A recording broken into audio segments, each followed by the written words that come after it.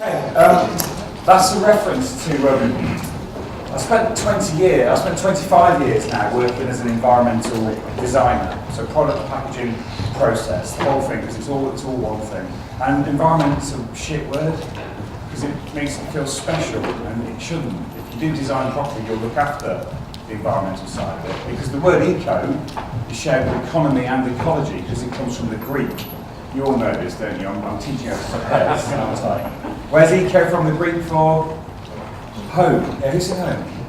Privately educated, well done. Oikos, it comes from oikos, which is the Greek for home, and it's about looking after your house. So I spent my first 6 years working in Bradford as an environmental support officer with the local council.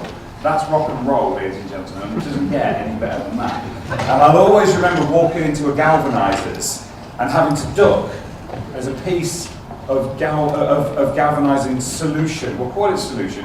You're thinking zinc. I'll tell you what was in it in a minute. Came flying out of the bath and landed on the forklift truck just behind me.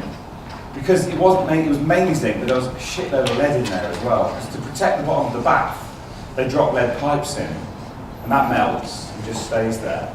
And everyone who worked there had 4 sets of overalls on, because the first set burnt out on the first day. I'm not joking. It was Dickensian. And then to break the surface tension, to leave as much zinc in the bath rather than on the chicken wire or whatever they were doing, they threw aluminium sulfide across the top of it, which just filled the room with white smoke. And it was just heinous. And of course, I was not allowed to tell. It wasn't the Environment Agency then; it was local. It was HMIP. I wasn't allowed to tell anybody because I was in this kind of bounded by confidentiality. So I ducked the zinc, couldn't breathe for the aluminium sulfide in the air, and thought, I am never going to a galvanisers again. I did. Other galvanisers are not like that. That was very, very exceptional. But I spent a long time working with really small companies on environment, and you learn how to cut your teeth. You learn that I might care about climate change, but nobody else gives a shite. They don't, on the whole, because you'll all be dead by the time that it happens, big scale, which is of course rubbish. You won't, and you will care. By the end of this, hopefully you'll understand why. But it was a really interesting testing ground for me to understand how we design products and why it's important to design well. And why it's important to find the thing that you were born to do and to do it with passion. How many of you are doing the thing that you were born to do? How many of you are doing the thing? Hands up, this is an interactive element of the morning. How many of you are doing the thing that you just absolutely love? Yeah, excellent. Those of you that aren't, fucking sort it out. Okay? I haven't got time. I'm 45. I'm going to die in the next 30, 40 years. I've got time to wait. I'm a bit sweary. Is that okay?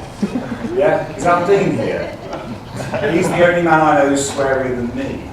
So I promise I will try and keep it to a minimum. So on the programme it says I work for a company called Tickety Boo. I do, but we're closing Tickety Boo because it's owned by somebody that I'm not enjoying working with much.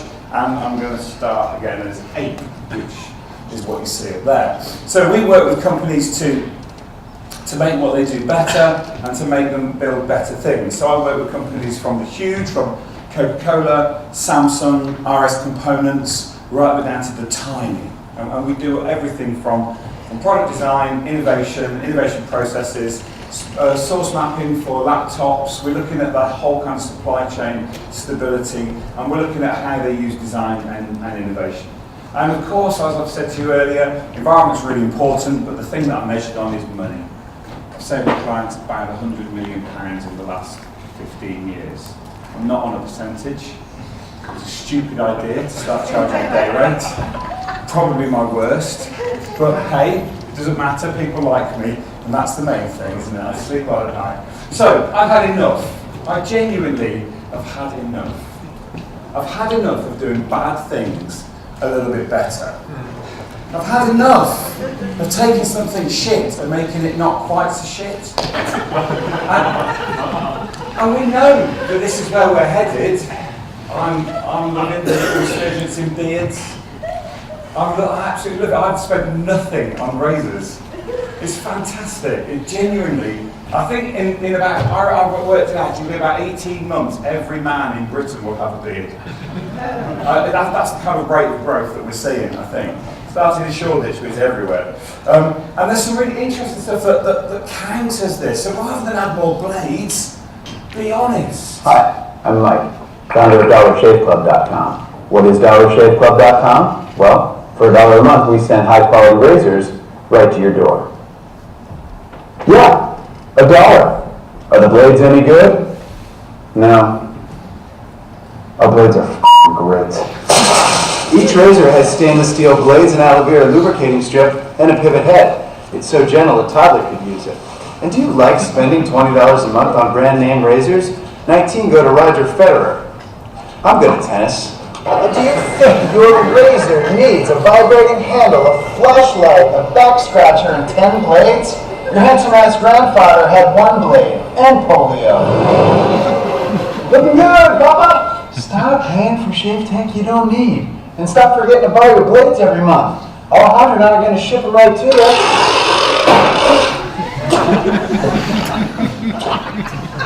We're not just selling razors, we're also making new jobs. Alejandro, what were you doing last month? Not working. What are you doing now? Working. I'm no Vanderbilt, but this train makes hay. So stop forgetting to buy your blades every month and start deciding where you're going to stack all those dollar bills I'm saving you. We are DollarShaveClub.com, and the party is on. So I love that. I love that because it's just a different way of dealing with the same problem. How you make money, how you deliver service. And increasingly, we heard this morning, it's fascinating 2 presentations this morning. We heard this morning that it's actually about story and brand, and the word that Simon, I think it was, wasn't it, the first speaker? I'm rubbish with names. Talk about belief. And belief is really, really, really important. Motor racing I don't get, I'm sorry, I'm not no interest in it at all. So I didn't get the Red Bull thing either. But hey, it was interesting from a design point of view. But belief is absolutely central.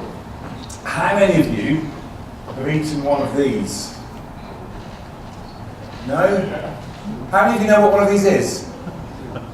If I tell you the name, you've got to guess what's in it. It's called the ketchup. Yeah. Piped, super hot, fat-covered potato stuffed full of ketchup. It's like napalm. It comes out there, it's hotter than the sun. And we wonder why this didn't sell. Because we're making crap. It's not good for me, it's not good for you. We're in an obesity epidemic, for God's sake. And someone sticks this on the market. Luckily, it never sold and it vanished. What about the bonking dog USB stick? Any product designers want to own up to that one? Are we making stuff better? No. If we're not making stuff better, let's not make it. It's really, really simple. What about vibration soap, anybody? Genuinely, I don't know what to say.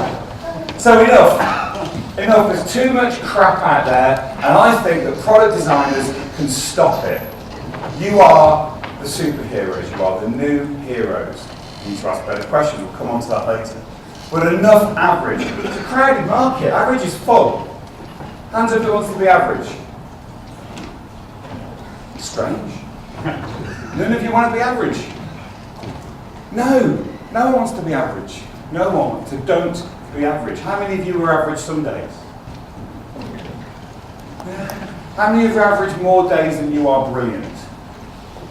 Change jobs, re-educate yourself, retire. I don't know, I don't care. Find the passion and you won't be average ever. I think average is offensive. I've had enough bland. Anybody like Cliff Richard in here? Thank God for that. I've had enough of middle of the road. Middle of the road is where accidents happen. There's no place to be from a health and safety or a music or a fashion point of view. I've had enough of uber bland.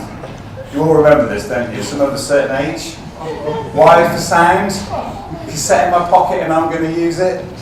Yeah? It's Cliff Richard in leather on roller skates. No. It was never a good idea. Ever. And then enough forgettable. Peace in our time. Go home. Sometimes you just have to retire. I've had enough. Full stop. This is last year's, is it, calendar? This was brought to me by my some of the people in the office. Because they know I love him. He actually, he's not bad for 70, to be fair. To be fair, if you look at that torso and think, I wouldn't do that. So I've just had enough of that kind of average middle. We need to be brilliant. When do we need to be brilliant as designers? Now. When's the future start? Now. When are we going to do it? As soon as you get home, yeah? Tomorrow. Next year. 1st of April, new academic year, new September, next January. Now. Change what you're doing now, all of you, unless you're really happy. You've got no time to waste. Why? Because we're running out of stuff. I'm not going to talk to you about climate change today, much. Really. How many of you believe in climate change? How many of you believe it's happening? Okay. How many of you believe it's possibly human-made? Okay, about the same number. Yeah, that's 97% of science that agrees with you. The 3% may well be right. I think it's quite unlikely. But we're going to put that to one side. Because if we haven't got things, if we haven't got raw materials and resources, we cannot make stuff. And at the moment, most stuff isn't made in the UK, or America, or Europe. Most stuff's made in China, increasingly Africa, increasingly. That continent owns the future for certain. And if we haven't got stuff, we can't make things and we can't have an economy.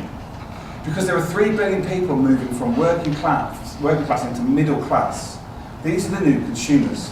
Those markets are bigger than our market. So I'm a Chinese manufacturer of electronics. Who am I going to sell to in 20 years' time? Europe will be irrelevant. I'll be selling to myself.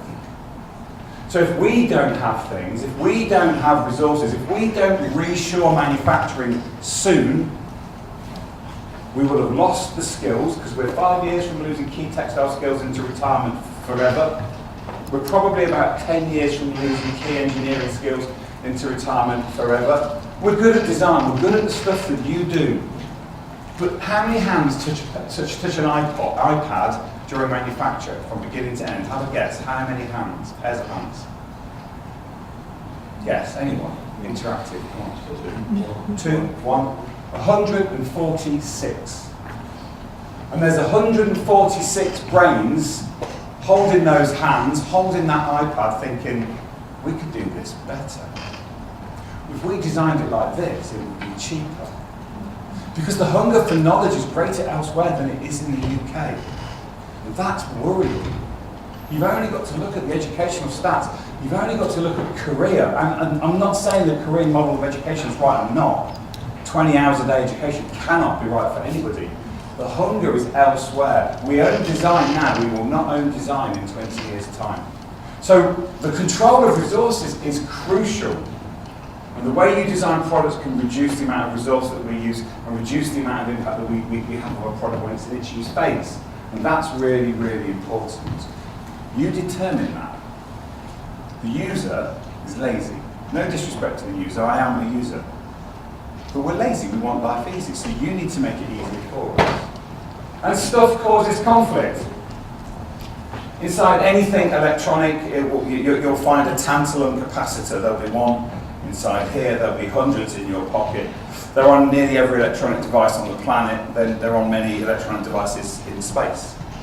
And a tantalum capacitor contains a mineral called coltan. Where does coltan come from? Coltan comes from a country called the Democratic Republic of the Congo. Like many things that have got democratic and republic in their name, it is neither of those two things. They've had to add those to make it look good. The DRC, I'll shorten it if that's okay, the DRC is one of the richest countries in the world. The DRC is one of the poorest countries in the world. You fall over copper ore, but you also get shot. And the militia that are active in the DRC control resources. That's what it's all about. And we know what the DRC is famous for. The DRC is famous for boy soldiers. So boy soldiers are 8, 9. They have guns and they go to war. And I have a friend called Sean Carasso. And Sean, he's the son of a quinoa or quinoa, depending on your pronunciation, farmer from California, very wealthy. He toured the world when he graduated. And he partied and did all the stuff that you'd want to do. And he woke up in Kinshasa, which is the capital of the DRC. Apparently it's the 4th most dangerous city in the world, just one behind Birmingham. And Sean woke up and was playing football with a couple of 8, 9-year-olds. And then they said, oh, we've got to stop, we've got to go back to war. Just think about that phrase, we have to stop playing to go back to war. And he said, what? He said, yeah, we're on different sides. So they picked up their guns. Guns. I played with guns. They were plastic. And they went off to their own sides to restart the war. And Sean said, whoa, hang on, what's this? And they said, don't feel sorry for us. We have guns. The under-8s, the little kids, they just have a whistle.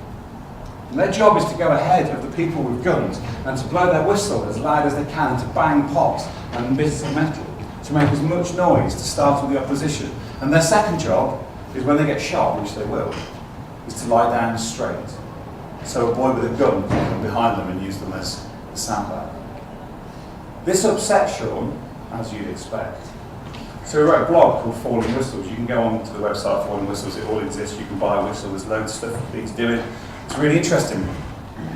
He wrote a blog and he woke up to thousands of people saying, fucking hell, how can we help you? So he went back to California and he got really drunk regularly. He got invited to parties and he stood on the bar and said, what are you doing? The world's on fire over there. He stopped getting invited to parties because people didn't want to hear it. So he set up Falling Whistles and he sells whistles. And he wears a whistle all the time. And someone will say to him, tell me about your whistle, Sean. So that's a funny, interesting story. This is the whistle. And then he tells a story. It's an invitation for him to start his thing. So in every one of your pockets, there's something with coltan in. And allegedly only 15% of the world's coltan comes from the DRC. But it's completely unregulated. The vast majority ships out into Rwanda, and Kenya, Tanzania, who sometimes don't have coltan reserves. And it seeps out and it goes to Japan to be refined into tantalum, then it goes from there to Taiwan to make all the world's bike frames and all the world's tantalum capacitors. And no matter who you are as a manufacturer, unless you have a coltan mine, you don't know where your coltan comes from. Up to 85% is thought to come from the DRC. We're all responsible. Don't feel guilty, there's nothing we can do apart from ask the questions. When my upgrade's up, I'll get a new phone because we're led to do this.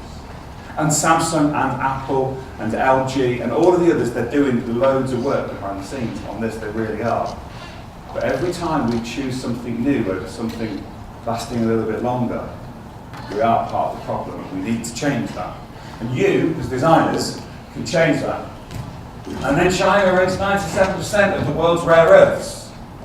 They're not necessarily rare, and they aren't necessarily earth, but they're really important. China owns them. So where are we going to be in 20 years? That's the future, unfortunately. I'm not knocking the Chinese, they're really smart. Their investment in Africa is astonishing. The second language in Liberia, one of the Chinese dialects. They've just done a deal for all the copper mining rights in Liberia in return for education. This is a new colonialism and it's completely out of our control. And yet we turn out mountains of shite. Mountains. I've spent the last 3 years working on electronic recycling and I go to loads and loads of recycling facilities and I sit there and I look at stuff and I see things that are less than a year old. And I think about the designer, the person that's come up with this idea, that's had it shaped by a bad brief, arguably, that's had it cut by an awful accountant, definitely. And I think about that, and I think about how proud they'll be that the thing that they've nurtured and grown is waste within a year. And I think it's not fair on anybody. But I'm surrounded by this stuff, acres and acres of stuff. And we can't go on like this. And this is really difficult, because this challenges business models. And much of the work I'm doing at the moment with the RSA, with RAP, is all about how we make more money by selling less. how we sell a service rather than a product. It changes the way we design things, but that has to be the way we go. We're surrounded by this stuff. Things were designed for obsolescence. They used to be designed for obsolescence. They'd have a sacrificial component in it. So my LG washer would break every 2.5 years. And I know why it broke, but I couldn't fix it because I couldn't get in. So LG would come out, or somebody would come out and would do it for me. Then they were designed for obsolescence because the software wouldn't be updated, firmware wouldn't be updated. So your iPad 1 won't carry the new operating system, or whatever, it doesn't matter which brand, they're all the same. And here's the really bad thing, they're now designed for emotional obsolescence. So who wants an S3 when the S5's out? Who wants the iPhone 6 looks gorgeous, I saw some renders this morning, I want one. I don't need one. We fall out of love with things, but the design, care, and detail that's put into our products to make us love them is redundant really fast. And that's not by mistake. That's by design. So how do we change the way we do this? The answer's in your hands. Many things are designed by accountants, and that irritates the hell out of me. We know the price of everything and the value of nothing. We know the price of purchase and we don't know the price of ownership. This has to change. And I think that design is a superpower. Genuinely. I think you, me, and all the other designers out there can change the way that we live and can do it without the austerity that comes with a Green Party approach to consumption. We are moving from thoughtless consumption to thoughtful consumption. We will move to thoughtful unconsumption at some point. That's happening now. And it's different stratas of the population are going ahead of others. Some stratas just want more shiny shine. We do. And there's no wrong with that. That's the way that our model is built. Our business models are changing. I do not know a major electronics or white goods manufacturer that isn't looking at selling a service rather than a product. I do not know one. B&Q are putting all their money behind shifting to the circular economy or a service model. What does that mean for drill design? That's really interesting. An average Black & Decker drill is designed to last 10 hours of drilling time. Black & Decker make DeWalt. It's quite a lot of drilling time, to be fair. Black & Decker also make DeWalt. 100 hours. It costs 3 times as much, but 10 times the value. Where would you go? Change the way you buy it and you can afford to go there. So this is where the big innovation is happening. It's all in service design. You are the new superheroes. You fight baddies, you right wrongs. I think you can change the world by making better things and by making things better. And I think until now you've been given the wrong briefs. Sell more stuff. You've got to challenge. I'm so sorry about this. You've got to challenge and reject the status quo.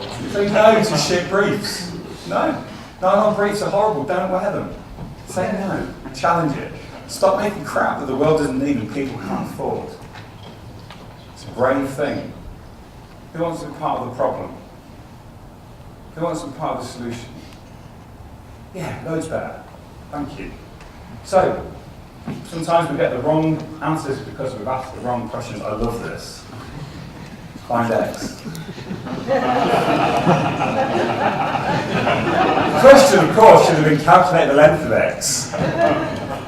I hope he got a merit, or she got a merit. Because that's genius. Absolute genius. Ask a better question. Go away proud. You have the power. And with power comes responsibility. It's a really interesting statement this morning. I can't remember who was the first speaker. I designed as if gas wasn't expensive. Gas price isn't the issue. We haven't got any gas. We've gone beyond peak oil. And the peak oil, the oil that we've got left in the world isn't owned by people that like us. Gas price is not the issue. We don't want gas. So change the question, change the way you look at it. Use your craft well. Thank you.